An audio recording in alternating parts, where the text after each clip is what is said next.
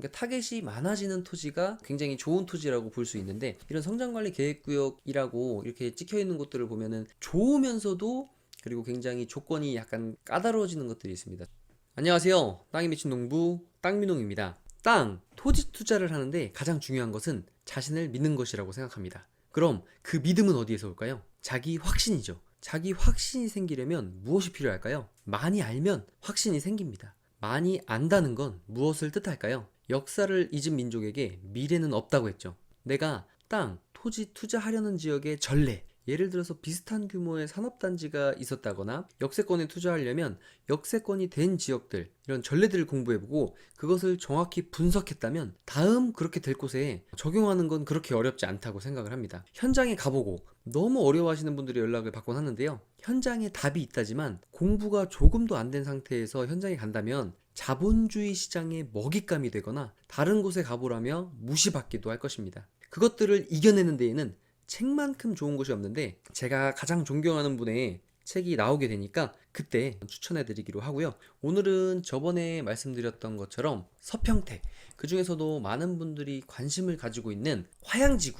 도시개발 사업이 이루어지는 화양지구 쪽과 안중역세권에 대해서 조금 더 심도 있는 이야기들을 한번 해보도록 하겠습니다. 저도 땅을 사는 사람의 입장으로서 많은 지역들을 분석해보고, 그리고 많은 지역들의 땅을 사기도 하고 팔기도 해봤는데, 이제 가장 중요한 것은 그 지역에 대해서 잘 아는 것도 중요하지만 그 지역의 핵심 포인트가 어디냐를 찾는 게 가장 중요한 것 같아요. 용인 SK 하이닉스가 들어오는 용인시 처인구 원산면에서도 그랬고요. 그리고 그 밑에 안성에서도 그랬고요. 그리고 송산 그린시티가 생기는 화성에서도 그랬고요. 이런 이슈가 있는 지역, 앞으로 미래 먹거리 산업이 생기는 지역들만 계속 공부하고 임장 다니고 하다 보니까, 이것을 교차로 비교 분석을 하다 보니까 이제 어느 정도 저만의 투자 스타일이 생긴 것 같은데요. 이제 서평택 같은 경우는 많은 분들에게 이야기를 들었어요. 그리고 안중 역세권 하면 벌써 6, 7년 전에 굉장히 서해안 복선 전철로 유명했고, 그리고 이제 사드 사태가 터지기 이전에 이 서평택에 대한 개발 이슈가 워낙 많았다 보니까 이곳에 6, 7년 전에 투자하신 분들도 상당히 많은 것으로 알고 있습니다. 특히나 이 서평택 같은 경우에는 개발 이슈가 많아도 너무나 많기 때문에 이곳을 주목하신 분들이 많았는데, 중국과의 이 사드 문제로 인해서 중국에서 들어오기로 한 자본들이 철회되고 어떤 산업단지들의 개발이 미루어지면서 많은 이곳에 투자하신 분들이 애를 먹기도 한 곳이라고 알고 있습니다. 특히 이 서평택 같은 경우는 평택에서 삼성반도체를 중심으로 발전된 동평택에 비해서 아직은 원형지 투자 시장은 살아있지 않나 라고 생각하시는 많은 분들이 있고, 저도 그렇게 또한 생각하고 있기 때문에 지금 또다시 용인과 안성, 화성에 이어서 이 서평택 쪽에 많은 관심을 가지고 공부하는 과정 가운데 저도 있습니다. 이 서평택에서도 많은 분들이 특히나 관심을 갖고 있는 화양지구, 그리고 안중 역세권에 대해서 오늘 이야기 해보도록 하겠습니다. 요거는 이제 개발 계획도인데 다른 지도로 한번 넘어가 보겠습니다. 지금 여기 경기 부동산 포털인데요. 아무래도 우리가 지도를 볼 때 가장 정확한 건 일반 지도사에서 만든 지도들도 어느 정도 기본적인 공신력 있는 어떤 자료들을 바탕으로 만드시지만, 정말 확실한 것은 요 경기 부동산 포털이라든지 토지 이음 사이트에 앞으로 개발 계획이라든지 이런 것들이 다 나와 있기 때문에 그런 것들을 참고 자료로 사용하시면 좋을 것 같고요. 그 중에서 오늘 이제 많은 분들이 화양지구, 그 중에서도 이런 필지가 벌써 만들어진 곳은 원형지 투자를 할 수 없기 때문에 이 주변, 그리고 이 안중 역세권에서도 개발행위 허가 제한 지역으로 이렇게 묶인 곳 같으면 역세권과 가까워서 어떤 많은 분들의 관심을 받고 있긴 하지만 향후에 이곳이 또 역세권 개발로 수용 처리가 될 수도 있기 때문에 이 개발행위 제한 지역에 들어간 곳에 투자하는 것은 개인적으로는 굉장히 위험하다고 생각을 합니다. 그래서 많은 분들도 아마 개발행위 허가 제한 구역 바깥쪽에 도로를 잘 끼고 있는 것들, 이런 땅들을 사고 싶어 하실 텐데, 또 그런 땅들이 결코 또 싸지가 않을 거예요. 그래서 이제 많은 분들이 원형지 투자이기 때문에 개발 이슈에 가까우면서 저렴한 토지들을 찾으실 텐데, 이제 그 중에서 좀 주의해야 될 부분들이 있습니다. 지금 보시면 이렇게 빨간 것들이 보이실 거예요. 이 빨간 곳이 뭐냐면, 좀 이렇게 빨간 곳들을 찍어보면 평택이라는 곳은 평평할 평을 씁니다. 그래서 워낙에 평지가 많기 때문에 다른 곳들에 비해서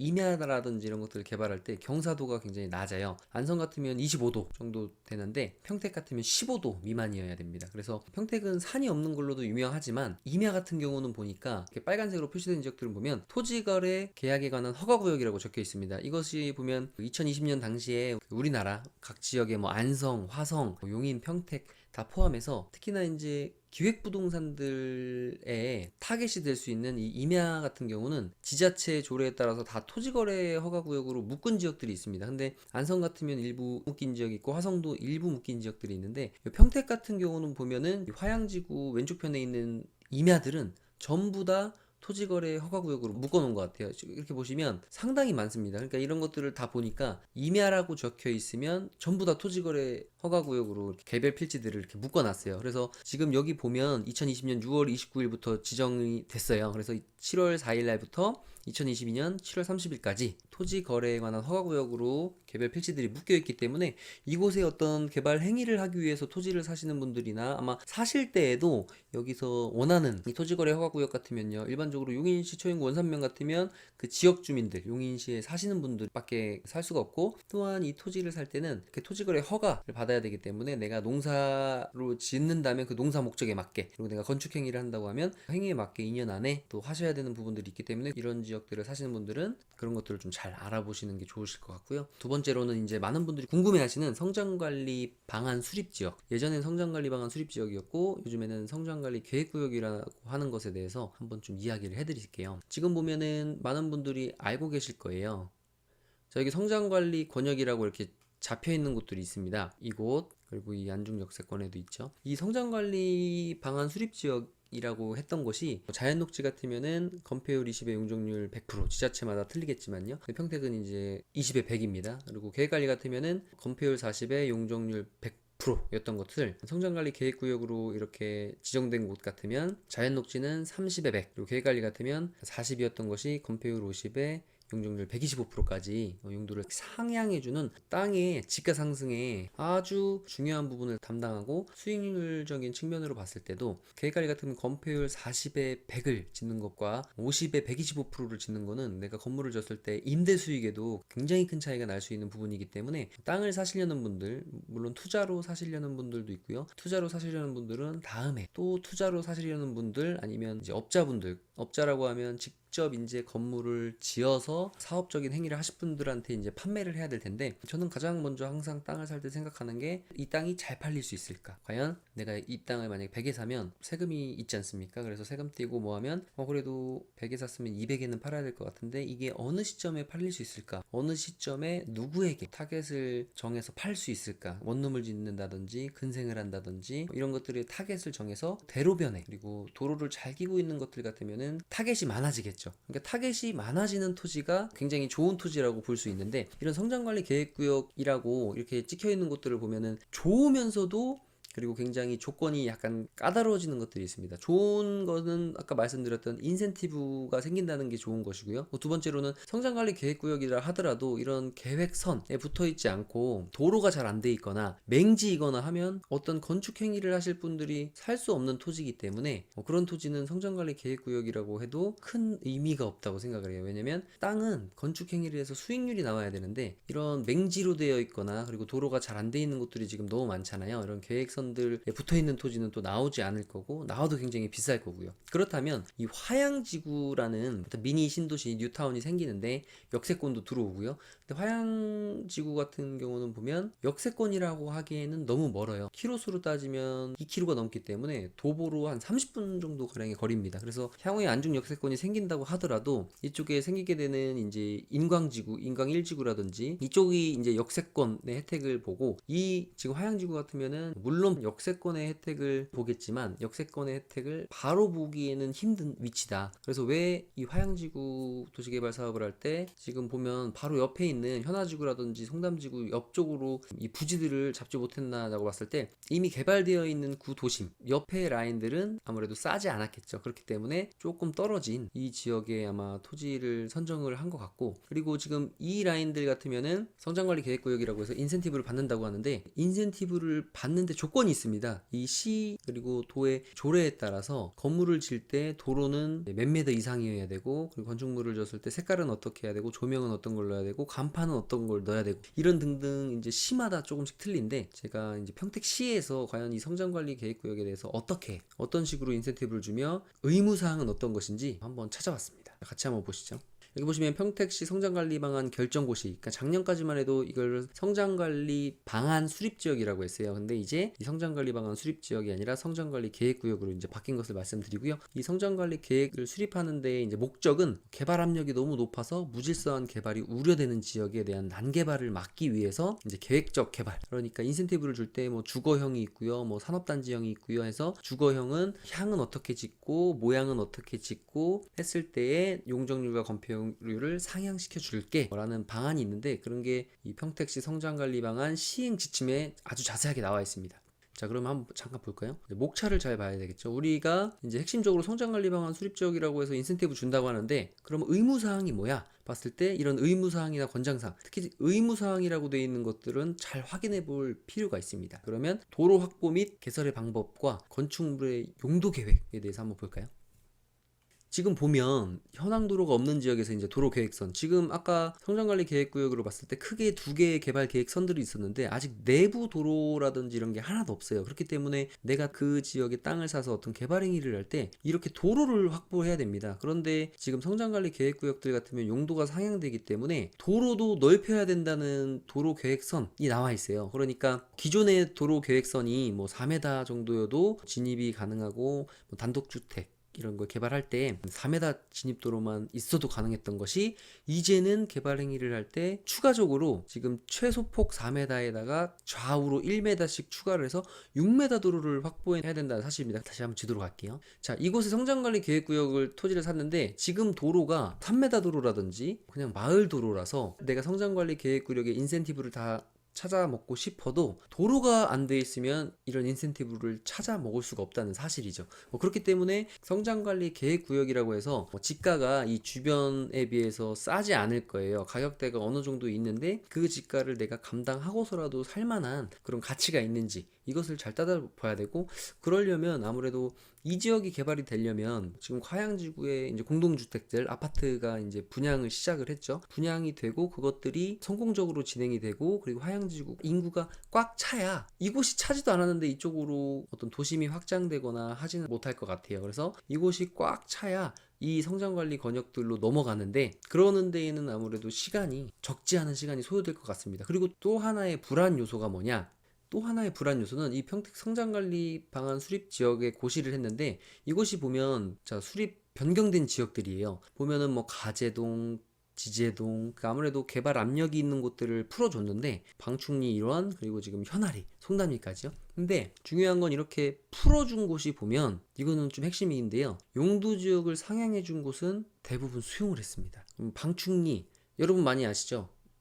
방충리로 왔습니다. 이곳이 방충리, 그다음 지제동으로 바뀌었죠. 이곳이 어떻게 됐죠? 이 라인으로 해서 성장관리 계획구역으로 풀어줬는데요. 이곳이 어떻게 됐냐면 수용이 됐습니다. 아직 요 지금 방충리의 이쪽은 45번 국도 안쪽 요 라인은 아직 수용 발표는 나지 않았는데 이곳도 지금 슬슬 이야기가 나오고 있습니다. 근데 이곳 같으면 이 45번 국도랑 지금 38 국도 라인 안쪽은 이쪽 뭐 절반 정도는 지금 지제역세권 개발로 수용이 되고요. 나머지는 삼성 협력업체 부지로 수용 발표가 됐죠. 그래서 이쪽도 지금 뜨거운 감자인데 이 라인도 지금 얘기가 협력업체 부지로 되지 않을까라는 이야기가 슬슬 나오고 있어요. 근데 이런 이야기들이 보면 신빙성이 없는 건 아니더라고요. 이곳이 수용되기 전에도 한 2, 3년 전부터 계속 그런 이야기들이 나왔는데 그게 현실화가 됐어요. 그래서 지금 이쪽 방충리 라인들도 가격이 적지 않은데 이것들도 향후에 어떻게 될지 저도 굉장히 궁금한 부분인데, 저 같으면은 이쪽에 투자하는 건 좀 쉽지 않을 것 같아요. 왜냐면 수용 당하면 시간도 오래 걸리고, 그리고 내가 팔고 싶은 시점에 팔지도 못하고요. 이게 이러지도 저러지도 못하게 되는 거라 수용될 만한 지역은 기피합니다. 그리고 지금 보면 아까 가재동 일원에도 지금 보면 수용 지역이 이제 생길 것 같은데, 보면 이쪽 라인이에요. 근데 누가 봐도 이 지금 브레인시티랑 삼성 고덕산단 안쪽에 있기 때문에 누가 봐도 이쪽은 도시개발 사업이 돼서 아파트, 주거 형태의 지역들로 될 것으로 보여지잖아요. 근데 이곳도 보면 가재동 산 9-1번지 1원 한번 가보겠습니다. 자, 가재동 라인인데요. 이것도 이제 브레인시티랑 딱 붙어 있죠. 이곳을 성장관리 계획구역으로 잡아놔서 지금 인센티브를 주고 있는데, 이것도 한번 볼까요? 이쪽입니다. 가재동 1원 한번 클릭해 볼게요. 가재동 산 62-2 1원인데 보면 여기도 뭐죠? 성장관리 계획구역입니다. 성장관리 계획, 성장관리형으로 되어져 있죠. 이것도 도시개발 사업으로 들어가게 됩니다. 그러니까 이렇게 성장관리 계획구역으로 인센티브를 주는 곳들은 향후에 도시개발 사업이 된 전례들이 많기 때문에 저는 상당히 이런 것들을 주의해야 된다고 생각을 하고요. 많은 분들이 이게 성장관리 계획구역이기 때문에 좋은 것만 볼 수도 있는데 저는 좀 보수적으로, 그러니까 우리가 한 번의 투자 실패가 내 가족들과 나의 어떤 인생에 큰 타격을 줄 수 있기 때문에 항상 이런 불안 요소들을 항상 깊이 있게 생각하고 이것이 내 의지대로 내가 원하는 시점에 팔 수 없게 될 수도 있는 걸 항상 생각해 봐야 될 것 같아요. 그리고 지금 또 보이는 게 이런 대반리 같은 경우도 보면 계획도로가 있죠. 그러니까 지금 같으면 이렇게 2차선 도로가 잘 돼 있을 거예요. 그런데 이렇게 새로운 계획도로가 되어져 있다는 건 시간을 걸리지만 이곳에 차량 소통이 많아지면서 새로운 도로를 계획했다는 것입니다. 자, 그러면 또 경기 부동산 포털로 한번 들어가 볼게요. 근데 이제 지도들을 보다 보면 카카오 지도가 이런 개발 계획들이 표시가 안 되는 경우가 많아요. 그러니까 네이버 지도나 다음 지도보다 더 확실한 건 경기 부동산 포털하고 토지 이음입니다. 이제 국가에서 운영하는 사이트이기 때문에요. 자, 그러면 이걸로 한번 보죠. 이제 경기 부동산 포털입니다. 이제 이게 확실한 겁니다. 여기 벌써 이렇게 새로운 신설 도로가 지금은 아니지만 이런 것들이 이제 언제 될지는 이제 평택 15나 관부에 확정고시가 나야 공사 행위가 되기 때문에 시간은 꽤 걸리겠지만 향후에 이렇게 우회 도로가 생긴다는 사실입니다. 그러면 지금은 다 이 도로를 이용하고 있지만 향후에는 이 도로는 어떤 마을 도로라든지 지금처럼 차량 소통이 많아지진 않겠죠. 많은 차들이 다 큰 도로를 이용하겠죠. 한적하고 아주 시골스러운 마을인데 차량 소통은 적지 않을 것 같아요. 근데 왜냐하면 지금 이 도로를 이용해서 내려오는 차량들이 전부 다 이쪽으로 지금 다 진입을 하고 있기 때문에 일로 내려와서 다 일로 진입을 하고 있죠. 그렇기 때문에 차량 소통은 지금도 적지 않은데 이제 향후에는 이렇게 신설 도로가 계획되어져 있다. 그러니까 이런 앞으로의 신설 도로 계획이라든지 그리고 향후에 이런 도심이 어떻게 확대될지 그리고 특히 개발 행위 제한 구역 같으면 나중에 시에서도 이런 시가와 예정 용지로 생각을 하고 있기 때문에 이런 개발 제한 구역으로 묶어놨기 때문에 향후에 도시개발 사업 쪽에 포함이 되게 되면 내가 땅을 팔고 싶어도 못 파는 상황들이 올 수 있기 때문에 이런 지역, 굉장히 좋은 지역들은 가격이 아주 저렴하지 않다면 투자하는데 한 번 더 생각해보고 투자해야 되지 않나 라는 생각을 한번 해봅니다. 근데 오늘은 서평택 그 중에서도 이제 화양지구와 안중역세권에 대해서 한번 잠깐 분석을 해봤고요. 나중에 또 한번 다른 깊이 있는 내용들로 여러분들을 찾아뵙도록 하겠습니다. 저는 땅이 묻힌 농부 땅미농이었고요. 여러분들의 성공 투자를 응원합니다. 감사합니다.